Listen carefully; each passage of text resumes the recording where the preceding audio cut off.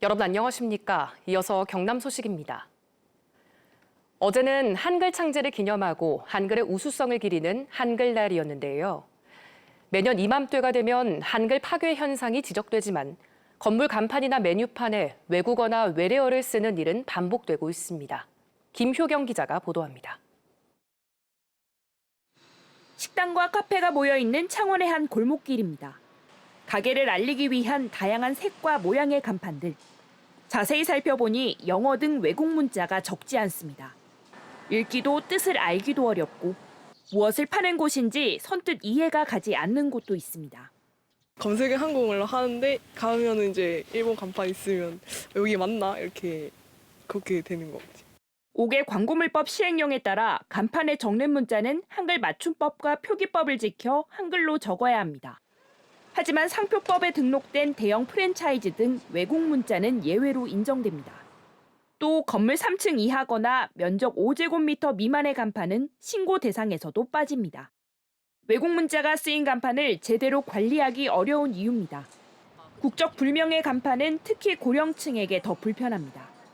그런 어려운 거 많아요. 그래도 이게 도대체 무슨 한국이야 외국이야 해가면서 다니긴 하는데 정확하게 써서 뭘 먹는지 뭘 사는지 뭘 하는지를 알면 좋겠어요. 신고 대상 간판이 한글 표기를 어길 경우 500만 원 이하 이행 강제금을 부과받지만 신고 대상에서 빠진 간판은 실질적인 처벌이 어렵습니다. 최근에는 가게 안내판이나 메뉴판에도 한글 대신 외국 문자가 늘고 있지만 마땅히 제재할 방안도 없습니다. 문자 생활에서 어떤 계층이나 어떤 사람들을 소외시키고 배제시키는 그런 문제, 어떤 상황에서는 누군가를 문맹으로 만들어버리는 그런 문제를 야기할 수 있습니다. 메뉴판 등에도 외국 문자 표기가 늘어나면서 간판처럼 한글을 함께 쓰게 하는 법안도 3건이나 발의됐지만 아직 국회 심사 단계에 그치고 있습니다. KBS 뉴스 김효경입니다. 부산의 대표적인 주거지에 자리 잡고 있던 대형마트들이 최근 잇따라 문을 닫고 있습니다. 대부분 매각돼 초고층 주거시설이 들어설 예정인데 난개발이 우려되고 있습니다. 강지아 기자가 취재했습니다. 13,000제곱미터가 넘는 가야동의 한 공터. 지난해 폐업한 홈플러스 가야점이 있던 자리입니다. 지난 20년 동안 매출 상위의 점포였지만 홈플러스 측은 자산 유동화 등을 이유로 3,500억 원 가량에 매각했습니다. 이제 이곳에는 초고층 주상복합 800여 세대가 들어설 예정입니다. 마린시티에 자리 잡고 있는 홈플러스 해운대점, 이곳도 지난달 폐업했습니다. 홈플러스 연산점도 지난 5월 폐점했습니다. 홈플러스 측이 역시 자산 유동화를 이유로 매각했고 각각 초고층 업무시설이나 주상복합이 들어설 예정입니다. 동부 상권의 대표적인 대형마트인 메가마트 남천점은 내년 하반기 문을 닫습니다. 임차했던 땅이 팔려 어쩔 수 없이 문을 닫게 됐는데 이곳에도 초고층 주상복합이 예정돼 있습니다. 옷도 사고요. 여기에 밥도 먹고요. 모임에 커피도 마시고 하는 게 불편 많이 하죠. 없으면. 온라인은 젊은 사람들이 하는 거고 여기에 좀 연세든 분들은 이런 데서 많이 삽니다. 대형마트가 문을 닫는 곳마다 초고층 주상복합이 들어서게 된 겁니다. 온라인 유통업체의 약진으로 대형마트의 매출이 하락했고 개발업자들이 교통이 편리하고 인구가 밀집된 이른바 노른자 위 땅에 자리 잡고 있는 대형마트에 눈독을 들이는 경우가 많아서라고 전문가들은 말합니다. 이 때문에 난개발로 인한 부작용을 걱정하는 목소리도 나옵니다. 중장기적으로는 교통 여건의 악화 그리고 또 다른 생활 문화시설이 감소 또는 폐지된다는 부작용으로 인해서 도시의 경쟁력이 저하될 것으로 예상이 됩니다. 또 해운대 신시가지 핵심 상권에 있던 NC백화점이 매물로 나와 대형마트뿐 아니라 매출이 부진한 백화점 매각설도 다시 수면 위로 떠오를 것으로 보입니다. KBS 뉴스 강지아입니다.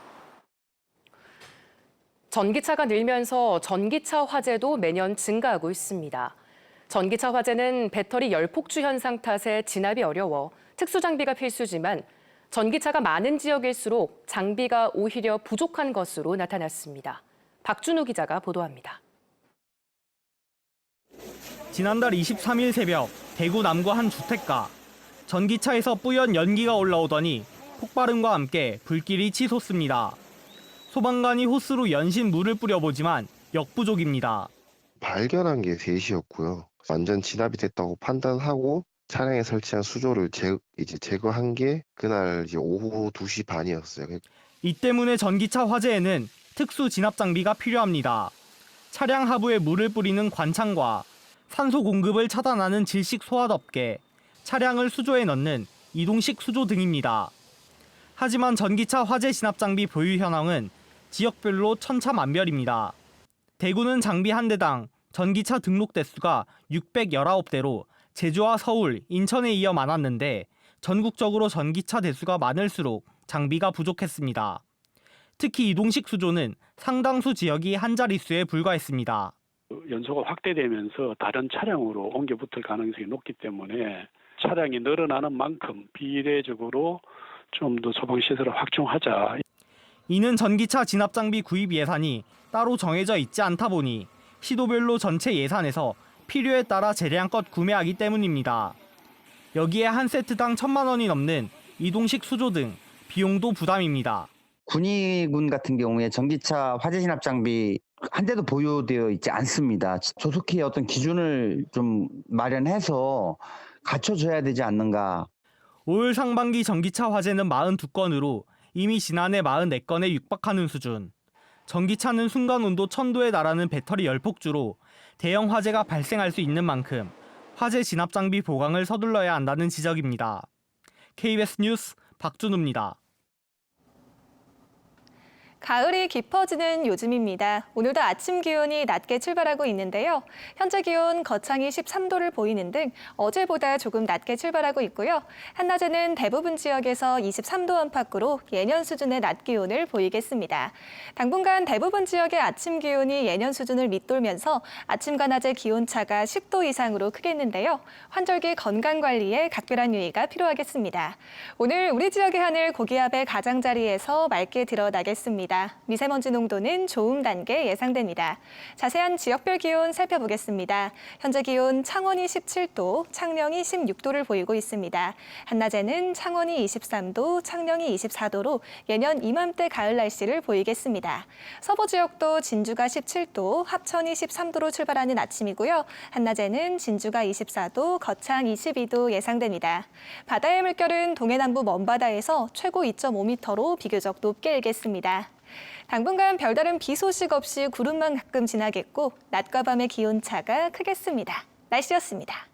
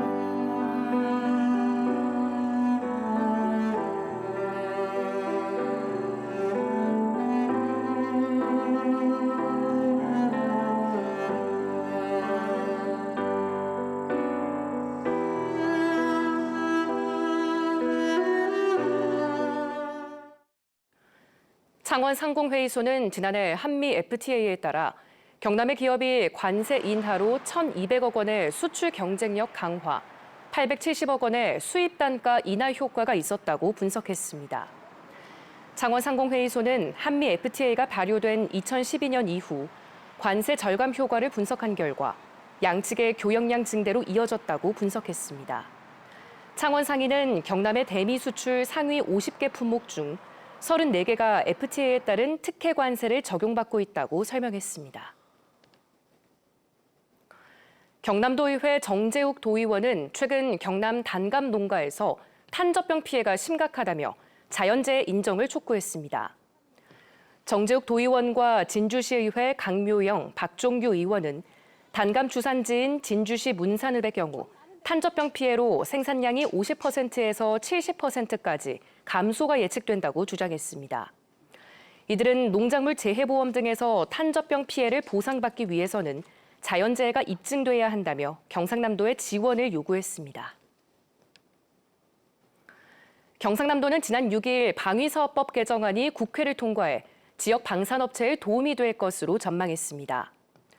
국회를 통과한 방위사업법 개정안에는 지체 상금 감면과 핵심 기술 적용에 대한 인센티브 부여, 유연한 계약 변경 근거 등이 담겼습니다. 경상남도는 개정안이 실행되면 기업 연구개발 환경이 개선되고 방산 특성을 반영한 계약이 가능해져 방산 수출 활성화에 도움이 될 것을 기대했습니다. 올여름 경남의 온열 질환자가 지난해보다 50% 가까이 는 것으로 집계됐습니다. 질병관리청이 지난 5월부터 지난달까지 여름철 온열 질환 응급실 감시 체계를 운영한 결과 경남의 온열 질환자는 226명으로 지난해보다 48.7% 늘었고 추정 사망자는 6명으로 조사됐습니다. 시군별로는 창원 46명, 거제 42명, 김해 39명 등입니다. 지난달 경남의 평균 기온이 관측 이래 가장 높았던 것으로 나타났습니다. 부산지방기상청 자료를 보면 지난달 경남의 평균 기온은 평년보다 2도 높은 23.4도로 1973년 이후 가장 높았습니다. 또 지난달 강수량은 239.5mm로 평년보다 57mm 많았습니다. 기상청은 고기압권에 강한 햇볕이 더해진 데다 따뜻한 바람이 불어 기온이 높았다고 설명했습니다.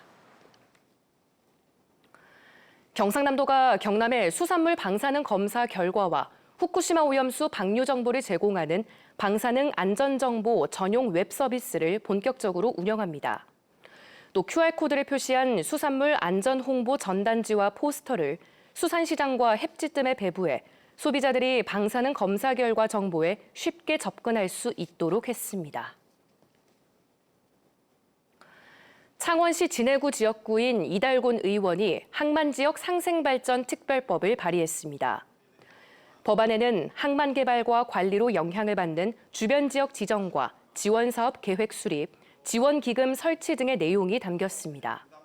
이달곤 의원은 댐과 발전소, 신공항 등은 관련 특별법이 있지만 13조 원이 투입되는 진해신항은 국책사업인데도 관련 특별법이 없다고 법안 발의 배경을 설명했습니다. 뉴스를 마칩니다. 시청해주신 여러분 고맙습니다.